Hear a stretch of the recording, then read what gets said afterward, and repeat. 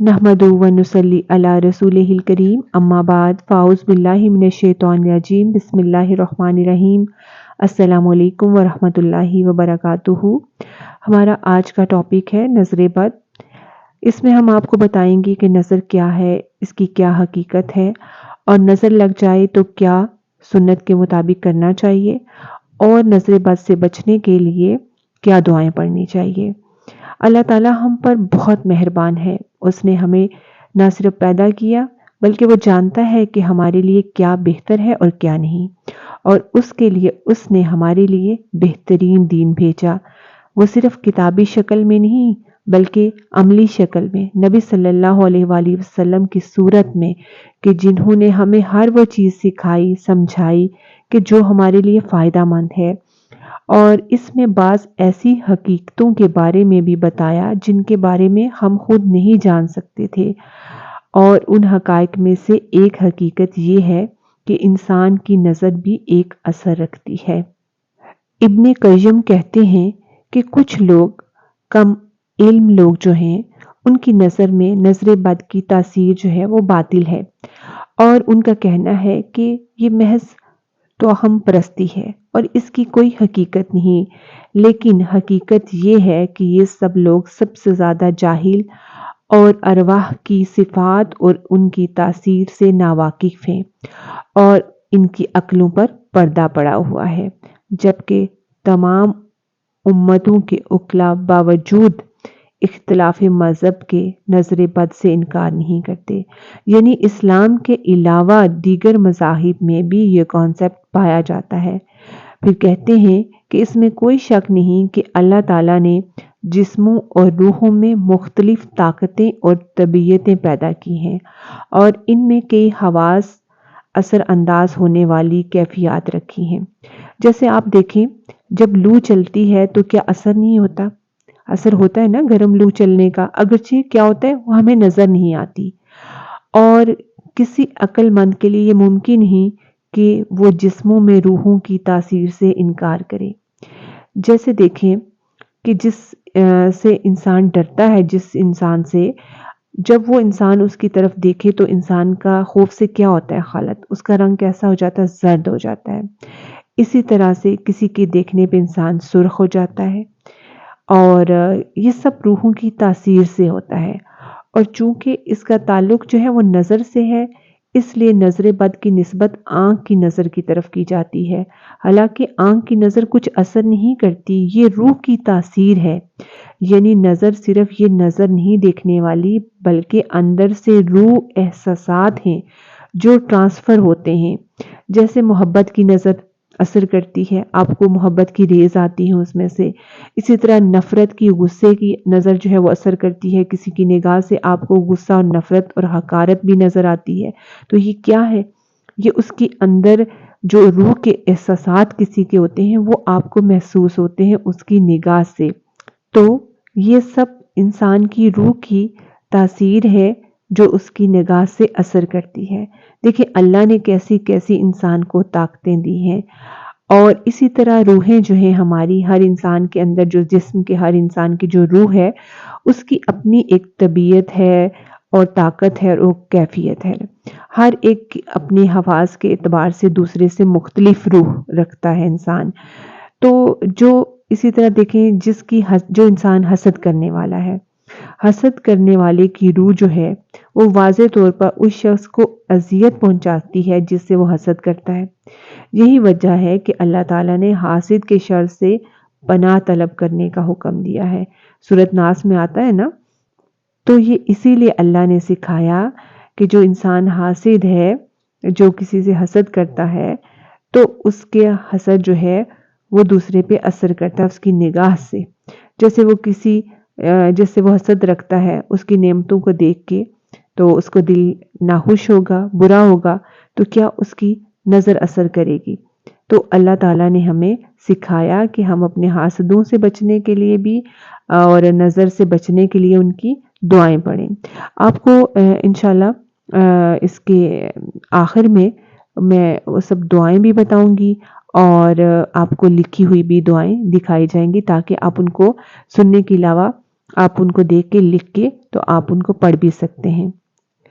تو نظر سے بچنے کے لیے اور حفاظت کے لیے کیا کرنا ہے، اس کے بارے میں نبی صلی اللہ علیہ وآلہ وسلم نے فرمایا، نظر لگنا برحق ہے، یعنی انسانی نظر کے اندر ایسی ریز ہوتی ہیں، ایسی تاثیر ہوتی ہے جو دوسرے کے اوپر جا کے اثر انداز ہوتی ہے اور اسے جو ہے وہ نقصان پہنچا سکتی ہے۔ لیکن یاد رکھیں یہ سب ہوتا کیسے ہے؟ اللہ کے اذن سے ہوتا ہے، اللہ کے حکم سے ہوتا ہے۔ اللہ تعالیٰ جس چیز میں چاہے خیر رکھ دے، جس چیز میں چاہے تکلیف کا عنصر رکھ دے، اور اس کے ہر فیصلے میں خیر و بلائی ہے۔ جو کچھ ہوتا ہے وہ اس کے حکم سے ہوتا ہے۔ مثلا جیسے ہم دیکھتے ہیں قرآن میں سورۃ یوسف میں 67 آیت میں ہے کہ یعقوب علیہ السلام اپنے بیٹے جب ان کے مصر جا رہے ہوتے ہیں تو انہوں نے اپنے سب بیٹوں کو خاص طور پہ نصیحت کی کہ تم لوگ ایک دروازے سے سب داخل نہ ہونا، اور اس کی یہی وجہ تھی کہ انہیں ڈر تھا کہ کہیں سب نوجوان جب اکٹھے مل کر داخل ہوں گے تو دیکھنے والوں کی انہیں نظر نہ لگ جائے، وہ کہیں نظر کا شکار نہ ہو جائیں۔ اور انہوں نے کہا کہ میں تمہیں یہ صرف ایک ترکیب ہی بتا سکتا ہوں، لیکن میں تم سے اللہ کی طرف سے آنے والی کوئی چیز نہیں ہٹا سکتا، یعنی اگر اللہ کی طرف سے کوئی نقصان ہونا ہوا تو میں کچھ نہیں کر سکتا۔ حالانکہ دیکھیں وہ اللہ کے پیغمبر تھے تو حکم اللہ کے سوا کسی کا نہیں ہے۔ پھر اسی طرح ایک اور روایت میں ہے جو حضرت ابو ذر سے مروی ہے کہ رسول اللہ صلی اللہ علیہ وآلہ وسلم نے فرمایا، بے شک نظر بد اللہ کے حکم سے آدمی کو دیوانہ کر دیتی ہے، یعنی بہت سے ذہنی امراض یا نفسیاتی امراض یا ڈپریشن کی وجہ نظر بد بھی ہو سکتی ہے۔ اسی طرح نظر بد کے بعض اوقات فزیکلی اثرات بھی ہوتے ہیں، جسمانی اثرات بھی ہوتے ہیں۔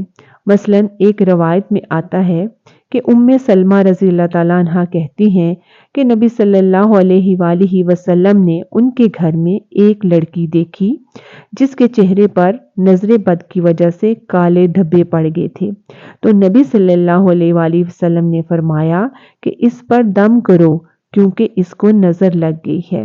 تو اس سے پتہ چلتا ہے کہ نظر بد جسمانی بیماریوں یا جسمانی حالت میں تبدیلی کا سبب ہو سکتی ہے۔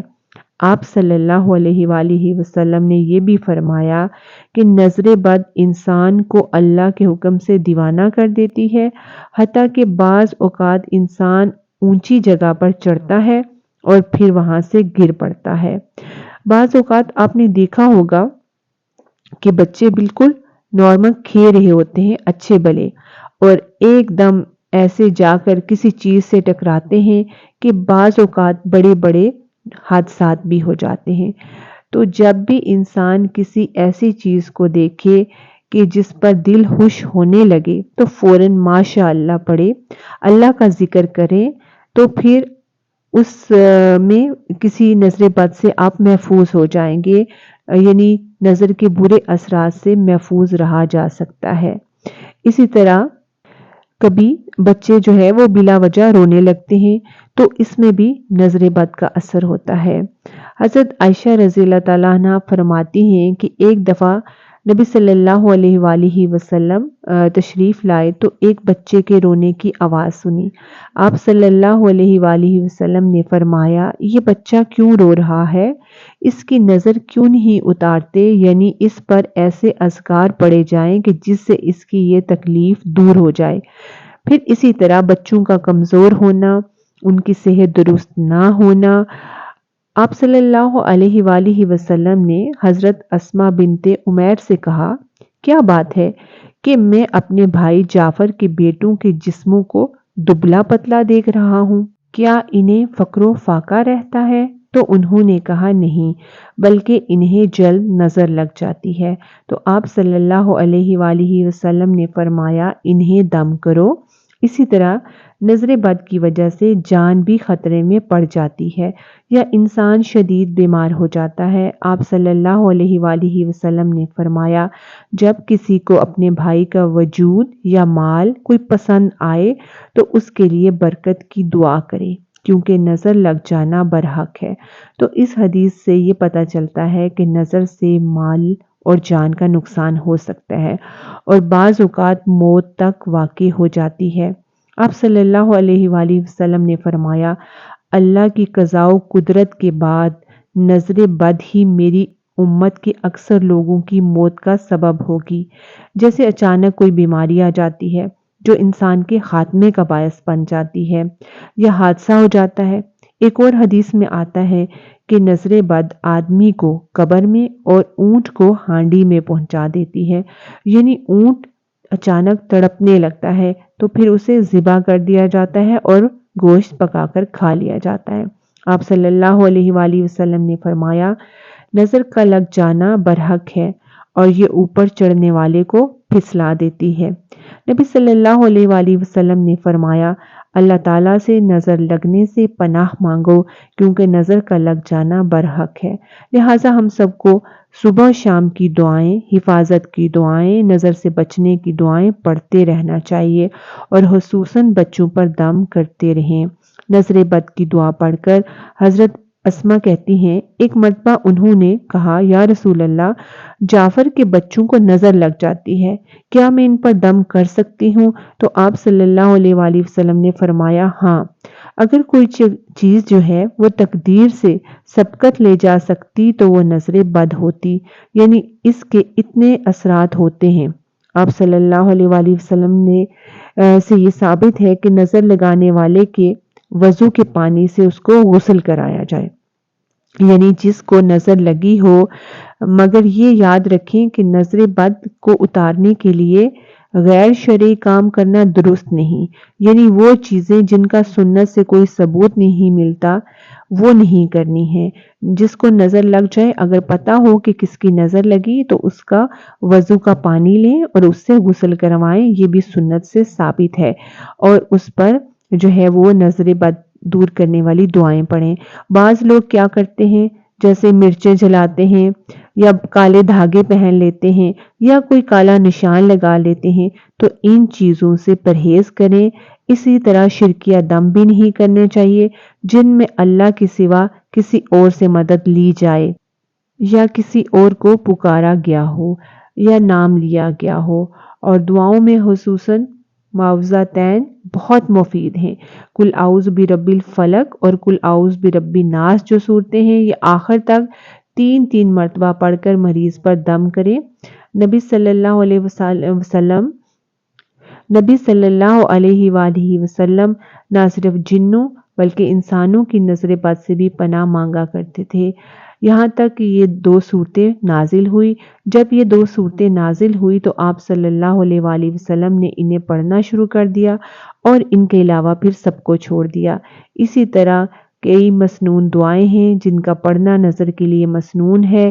ابن عباس کہتے ہیں کہ نبی صلی اللہ علیہ وآلہ وسلم حسن اور حسین رضی اللہ تعالیٰ عنہ کے لیے پناہ طلب کیا کرتے تھے اور فرماتے تھے کہ تمہارے دادا ابراہیم علیہ السلام، اسماعیل علیہ السلام اور اسحاق علیہ السلام کے لیے اللہ کی پناہ اپنے الفاظ سے ایسے ہی مانگا کرتے تھے۔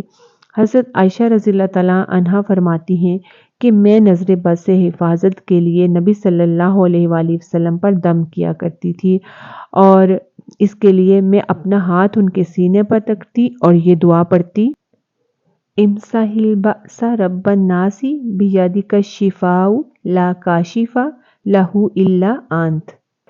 اسی طرح نبی صلی اللہ علیہ وآلہ وسلم حضرت حسن اور حسین رضی اللہ تعالیٰ عنہ پر یہ جو ہے وہ دم کیا کرتے تھے، اعوذ بکلمات اللہ التامات من کل شیطان وہامہ ومن کل عین لامہ۔ پھر اسی طرح سے اللہم اذہب عنہ حرہا وبردہا ووصبہا، یہ بھی دعا ہے نظر بد کے لیے۔ پھر ایک اور دعا بھی ہے، وہ ہے کہ اعوذ بکلمات اللہ التامات من شر ما خلق، یہ بھی 3 مرتبہ آپ دعا پڑھ سکتے ہیں۔ اور اس کے علاوہ معوذتین، قل اعوذ برب الفلق، قل اعوذ برب الناس، یہ بھی 3 دفعہ پڑھیں، اور آیت الکرسی پڑھیں اور اپنے اوپر دم کیا کریں، بچوں پہ دم کیا کریں۔ یہ لکھی ہوئی دعائیں بھی انشاءاللہ آپ کو بتائی جائیں گی۔ تو آپ ان کو پڑھیں، اللہ تعالیٰ سے اپنے لیے حفاظت طلب کریں، اور جب بھی اپنے کسی کی کوئی چیز آپ کو اچھی لگے یا دیکھیں تو ماشاء اللہ بارک اللہ لا قوت الا باللہ بارک اللہ اس کو دعا دیا کریں۔ اللہ تعالیٰ ہم سب کو بری نظر سے بچائے، حاسدوں کی نظر سے بچائے، آمین۔ السلام علیکم ورحمۃ اللہ وبرکاتہ۔